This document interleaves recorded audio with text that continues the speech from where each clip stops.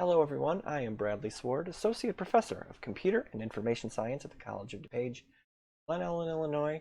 In this video today is the solution to Day 12's 2021 Advent of Code. The problem is called passage pathing. Gets my stammer going every time. So passage pathing. So what we have is we're given basically a bunch of nodes between, or we're given edges between a bunch of nodes.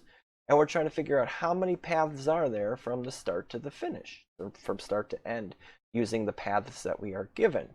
And of course, we want to find unique paths, and we don't want to double back. And the rule here is that there are uppercase caves and lowercase caves. And what do they call them?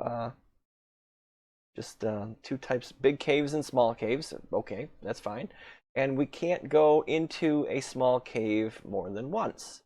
So we can go 0 times, or we can go 1 time into into the small caves. We can go into the big ones as many times as we want. So we kind of want to see it all. Basically, how many different ways could we do that? And for something like this that have the 7 different ways to go, they show that there's 10 paths to do it. And you could go ahead and again, this is easy enough, or in a reasonable amount of time, you could find all 10 paths and you could call it a day. But of course, if that worked for this data set, that's great. But there's another one, this giant data set right here. This thing has 19 paths. And then there's this data here. It has 226 paths. So the question is, with the actual data set that I have, how many paths are there? Not even this one. What is my data set here? Let me take a look. My data set is this thing, 26 different rules here, 26 different edges between nodes. Okay, so for part 1, the first item of business is getting this data into a readable format in code here. Get it out of the file and get it into memory in a data format, a data structure that I can work with. And so I chose a dictionary for this one. And this is basically for every line, break this thing up to the left-hand side and the right-hand side. And this is something I don't feel comfortable with. If this was C++, I know that it creates a list automatic, or it would create, or at least create a 0 for me automatically, which I can upgrade and update.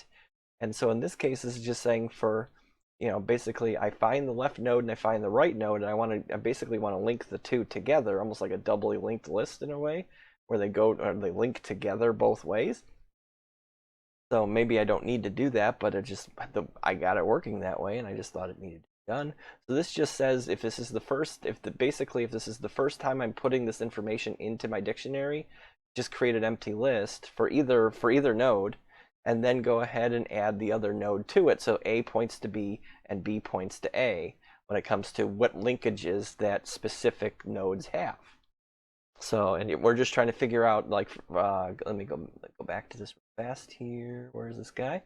So for an example, like up here, this is trying to say that the big A is going to have 4 links. It's going to go to C, start, B, and end. This D only has 1, and it goes to B. So there's going to be it's going to be a string that maps to a list of all the strings that it can attach, that it can go to possibly next. So that's the idea there. And then we just keep reading that. So then again, I get a string and then a list of the strings that node can attach to. But then we still have other rules we have to account for. And so this is going to be a recursive algorithm, as you see here. So this is saying, and what I'm doing here is my path starts from the start. And of course, at the moment, I have no solutions. And at the time, I wasn't sure if I was going to need to keep all of the solutions or not. It turns out I don't need to, but anyway, it keeps every solution path. Probably can update this path.copy now, just to be sure here, since I didn't even actually look to see what's going on in here. Because if I'm passing references, then all things are going to go all crazy. So I think it is anyway. Without looking, I'm not 100% sure. So I start from my path. I have no solutions, and I call my recursion. And basically, this is trying to say, okay, so starting from the start position, let's look at all the links that the thing can go to, and then one by one, see if we can add it to the list, and then keep on going, and then if not, then we're just going to not worry about it, and we're going to continue on with this kind of thing. So like when it's a start, start can go to A and B. So there's two different ways we can go, but we have to check. We can only go into these things if they're not already in the list. At least the capital ones, yeah, that's fine. They can always be added, but the ones that are lowercase can only be added if they're not already in the list of data. And that's what this is trying to say here. For every next move that's possible from the position I'm in, wherever basically the last element of my path, because I'm trying to add to that. Okay, for every next move, if it is a capital letter, that's what this is basically saying, or everything is in all caps, or the next move is not in the path, because this handles all the uppercase stuff. We can always go ahead, and this handles the lowercase stuff. I can only go into the lowercase caves if it's not already been visited. And if so, then I append that to the list and I just try again. I keep going. And this thing's going to end eventually because all of these items are going to be in the path, and all of these things are going to be appropriate. It's a recursive, and that's the hard part. How do you describe recursion? That's always a hard one, because like it just kind of melts the mind after 2 or 3 iterations through. And if you just get it, you get it, and if you don't, you don't. And I'm just lucky enough that I'm getting it in this case. Like, there are other recursive cases in this world, like the Tower of Hanoi, where I completely understand what the algorithm is doing, but I don't completely understand how the recursion makes it go. And I feel I'm getting better at it, I feel, but this is one of those things where recursion is.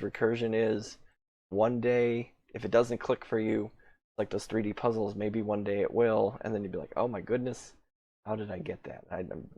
Because this is tricky stuff. Recursion is tricky for many people.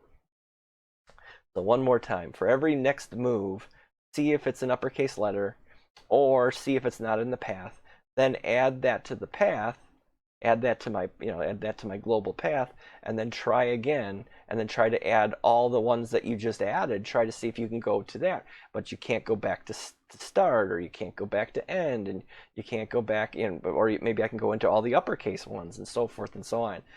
But when I finally return back, because I pushed it onto the list, I got to take it off, so that it goes, because as things ebb and flow, and as all the test cases ebb and flow and process, that you're going to be taking things on and taking things off, and at the end of the day, when I hit an end condition, when I do say, hey, I found an end, all I really do here is just add 1 to solutions. That's all I'm doing. And again, I'm adding every single path, and I can even show it here, that now it shows you all of the paths. So let's see, for S in solutions, print S. And then let's try the solution with our sample set data here, the one that I need to go. Look at all this crazy stuff going on. All the paths are printing out, and I get 5,920 for my part 1. And there's my 5,920 for my code. And so there's 5,920 of these things, and it'll show you every single way it can go, given the constraints of the problem. Every one of those printed out, and is a valid way you could process this information. It's a path. Okay, so that is part 1. Okay, so here is the code for part 2. For part 2, now it's like, well, that was cool that I can, basically, I want to see it all, but I want to do it as, I want to see how many different ways I could see it all. And now this is saying that the same rules apply, that all the big caves can be visited any number of times, but in this case, it is possible to take just 1 cave and visit it twice. Not any other cave. You can't visit 2 small caves twice. You can only visit 1 small cave 1 extra time. So whatever reason, you have a little more time available to you. What's 1 more small cave I can see twice? How many different paths can I get? So that original data that gave me 10 paths to start with now gives me 36. What this is saying here. This guy here gave us 10 paths, but if I add the ability to go to one of those small caves, go to either C, B, or D 1 more time. I guess you can never go to D twice, because then you'd have to go to B twice. So, just things like that. And so it comes up with 36 different paths here. And then with the extra data, whoops, there's my answer. That's okay. I'll give it away at this point. It's 10 minutes into the video. But it's say like there's 3,509 pass. Oh, I was supposed to start this thing as soon as I started talking, and I still can because there's still stuff to do. Because I'm not saying my algorithm is fast, but I definitely do get a solution in a quote-unquote reasonable amount of time. The reasonable amount of time being it's reasonable to me for an advent of code. And for right now, I do not care to improve on it. I get the point. I can improve upon it. I learned a bit about Python in the process of doing this, but I'm getting what I want out of this problem today. So let's take a look at the code one more time. All of this code up here is exactly the same. All I had to do now was add a little function to everything here. Everything else is the same, but I added this up to one cave twice only. I always say I have a horrible way of naming things. So I just added this one clause to this. When I'm trying to add an element to the path, I'm checking the same before. Like I can't go to start twice. Oh, I did add that too. You can't go to start twice, so that kicks out a lot, surprisingly or unsurprisingly. And so I can't go to start. I can't, once I've started, I can't go back. And I can go up to one cave twice. I'll show that code in a second here. And then this is the same thing, basically. Or no, this is where it is with the path.count. Actually, oh shoot. Let me look at this.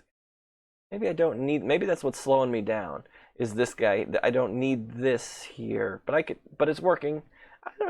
I'll fix it up if I need to, but it is working. I have a feeling that I could clean this up and probably make this work at least 50% faster, or 100, whatever. So 155,477 is the answer, but that's basically all I'm trying to do here.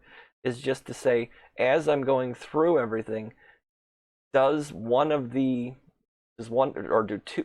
one cave, has it been visited more than twice already, or more than once already? And if so, then stop trying to move on, because there's no point in trying to find that solution. But otherwise, everything's identical. And so in this case, and instead of saving the list of lists and all these things, all I do is I keep track of an integer now. I use global solutions. I define it down here. I know it's not clean. I'm learning all this stuff. Solutions are defined, move it in here, and I use it as I go, because otherwise you get a really weird warning or an error when it pops up. But all I try to do here, if you give me you give me the pathing, you give me all the elements in the path, and what I'm going to do is kick out all the uppercase stuff. So this is a way of turning that list into a list of just the lowercase items. And then if the lowercase items, if the length of this guy minus the length of trying to turn it into a set, because that'll eliminate the duplicates. I feel now that I talk about it, I feel like there's a better way to even do that, but I got it working. And so the length of that is less than or equal to 1. So if the difference is 0 or the difference is 1, that's okay. But if the difference is 2, that means that there's been at least two places I visited more than once. So I want to kick out and return false to that. So true or false. But that's the only change. And as you saw, I do get the answer, the 155,477. So as always, it is 1 o'clock my time here, and not a lot of people have solved this problem tonight because it's Saturday night. I get that.